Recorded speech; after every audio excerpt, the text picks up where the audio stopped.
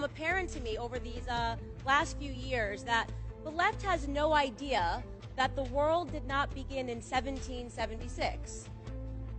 3 years of traveling the country and facing off with hysterical liberals, and that is my scientific conclusion, that they haven't the slightest idea that anything exists or that anything ever existed outside of the United States of America. And let me give you a recent example. You will all recall when the left, which in my opinion has morphed into a doomsday cult, feverishly and inaccurately predicting that everything President Trump says or does will end America. But you all recall when they once again prophesized our doom when Iranian terrorist Soleimani was slain in a military operation. You remember that, right? This is the beginning of World War III, their headlines read. They promised us we were going to head straight into World War III. It was a remarkable day because it was the day that we watched Democrats and liberals, the ones who have been shrieking about sexism, misogyny, and the need for more feminism, turn into passionate defenders of the state of Iran, the country whose constitution quite literally states that a woman's life is worth half that of a man's, a country where women are punished by law for up to 10 years in prison if they are caught not wearing a veil, suddenly became the apple of the left's eye. Of course, the war never happened, but in the midst of their delirium, a tweet went out from resident anti-American Colin Kaepernick. And the tweet read, exactly, and I quote, "There is nothing new about American attacks against black and brown people for the expansion of American imperialism. America has always sanctioned and besieged black and brown bodies. American militarism is the weapon wielded by American imperialists to enforce its policing and plundering of the non-white world," end quotes. Fascinating. A rant about black and brown bodies being imperialized, a word that I must assume Colin either doesn't know the definition or the history of, used in defense of Iran. And so, of course, you know me on Twitter. I felt it necessary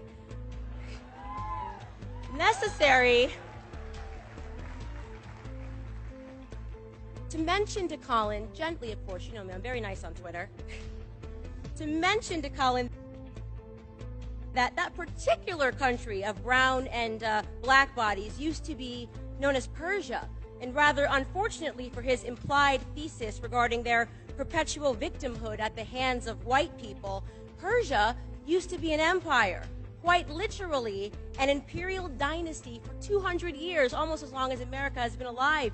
It was once the most powerful state in the world, imperializing regions from Egypt to India, regions of, you guessed it, black and brown people.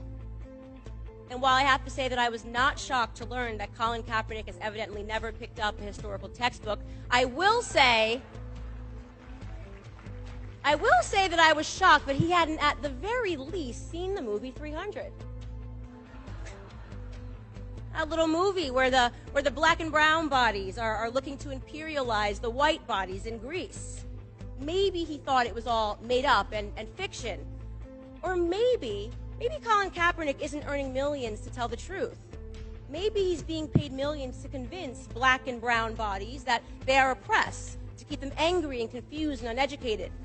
Which could explain why, on Thanksgiving Day of last year, Colin tweeted, I quote, "The U.S. government has stolen over 1.5 billion acres of land from indigenous people. Thank you to my indigenous family. I am with you now and always," end quote. Holiday tweets are his favorite, by the way. On the 4th of July, he tweeted, what to the American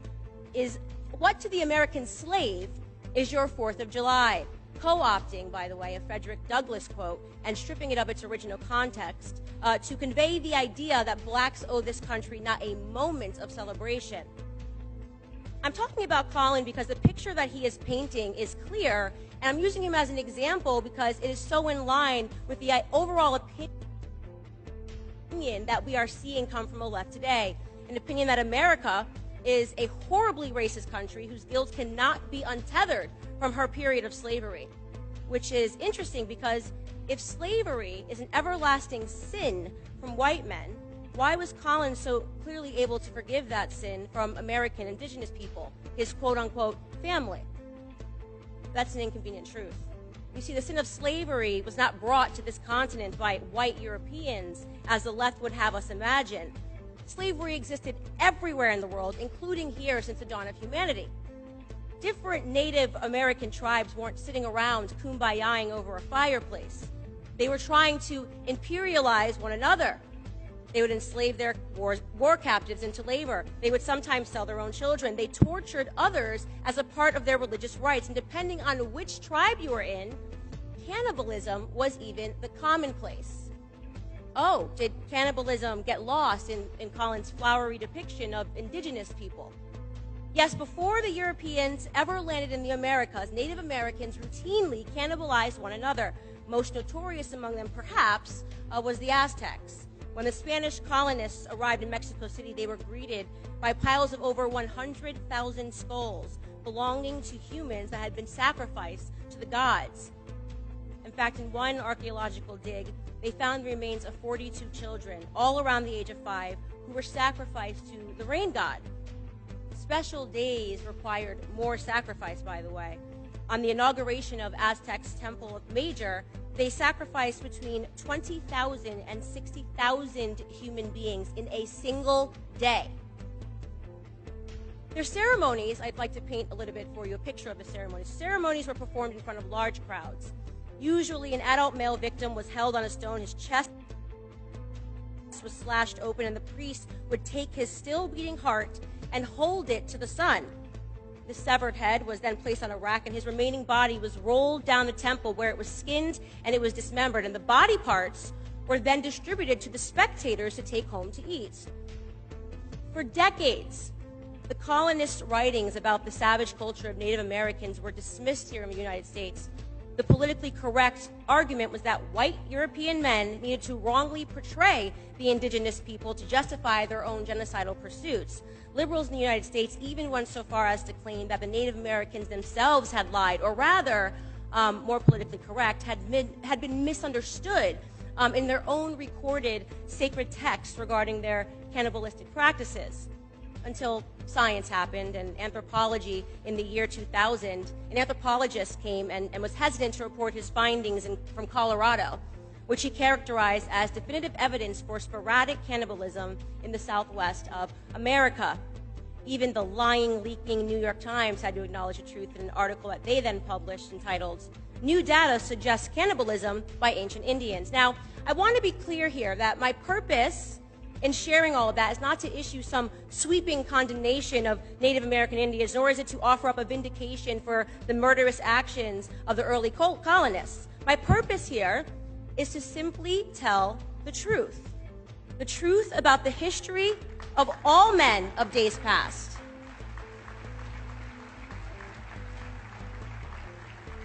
The truth about the history of all men of days past, a history that is complex, ugly, brutish, immoral, and leaves no man, regardless of his skin complexion, guiltless.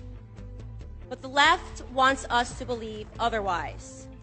To them, imperialism, cannibalism, murder, slavery, all of these undeniably sinful acts are forgiven in a historical context so long as they were not committed by white men. So, they can forget the murderous Persian Empire. They can forget the cannibalism of indigenous tribes. They can forget the heinous actions of imperialistic Egyptian Empire, the Turkish Empire, the Muslim Abbasid and Rashidun Caliphate empires, the Chinese Qing and Ming empires, the Mongol Empire, the Ottoman Empire, the Japanese Empire. We can forget the fact that the overwhelming majority of the world's empires were not run by white men. They also, by the way, choose to forget the fact that the first to abolish the practice of slavery was Great Britain.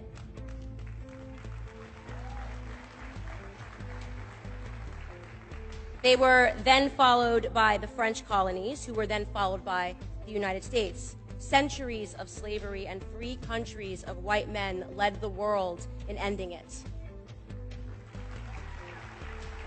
No. Don't clap. You're supposed to forget it. You're supposed to forget it because leftist indoctrination teaches us today that it only really mattered. Slavery only really mattered when they did it. The white man's history needs to never, ever be forgotten. what if we're not talking about history? What if we're talking about present? What if we're talking about today? People like Colin Kaepernick hate America right now, and that hatred is rooted in some intangible concept of the present sin of our country's mere existence. Surely, that must be the reason why, on the 4th of July, Colin also tweeted, "How can we truly celebrate independence on a day that intentionally robbed our ancestors of theirs? To find my independence, I went home," end quote. He was referring to Africa. Colin took a trip to Ghana because, in his own words, he wanted to see what his people saw before they were forcefully taken away. And I really want to pause and drive this point home, so let me restate it. In lieu of celebrating his independence in America, Colin got on a plane and went to Africa, a continent upon which he found better grounds for celebration, which is interesting. It's interesting because currently, today in Africa, there are close to 700,000 slaves, and this is going to shock the heck out of the too woke to see what's in front of them crowd, but they are not being enslaved by white people. They are being enslaved by other Africans.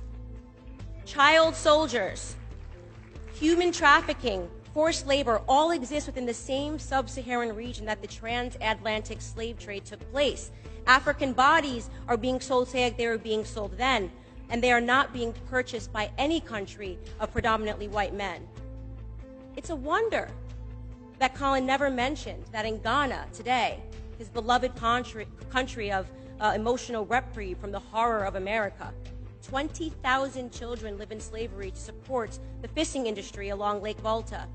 In fact, it was leftist network CNN that covered the story last year when a boy was rescued from slavery and had explained to them that while in captivity, he was made to work tirelessly, and that if the famished children were caught trying to eat the fish, they were beaten so senselessly that they wished that they had never been born.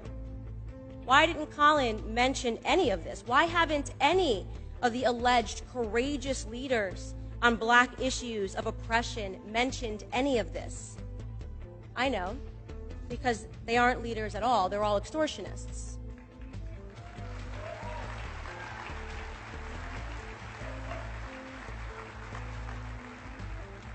Colin extorted black America to earn millions. Colin extorted Native Americans to maintain his image, and Colin extorted Ghana for a photo op so he could continue to earn those millions.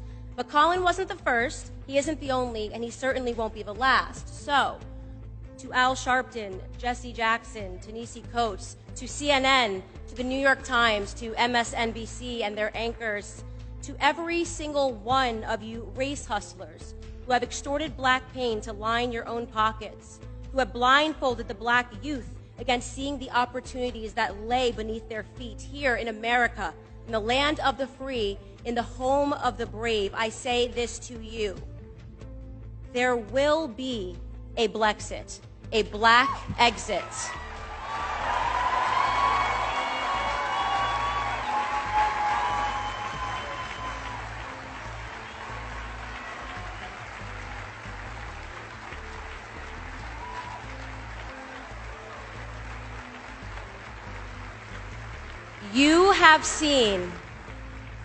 You have seen how a man was made a slave. That sentence is the first half of a Frederick Douglass quote. I like it because it rings true now. I have seen how a man was made a slave. I have seen how black Americans have been enslaved to the debate of race, how liberals, how leftists, how Democrats continue to enchain us to this inconsequential debate while robbing us blindly of our family, our faith, and our future through their abhorrent policies. You have seen how a man was made a slave. Then he continues the quotation. And now you shall see how a slave was made a man. To the veterans, and so I say to the veterans of this black ideological civil war, those of us that have survived the constant onslaught and the media thrashings and fight daily to awaken our brothers and sisters, to the patriots who have fought beside us, cheered us on, to my supporters, those of you that have seen me to this point, from just a girl on YouTube with a different idea to the very soon to be published author of the aptly entitled book, blackout how Black America will make its second escape from the Democrat plantations.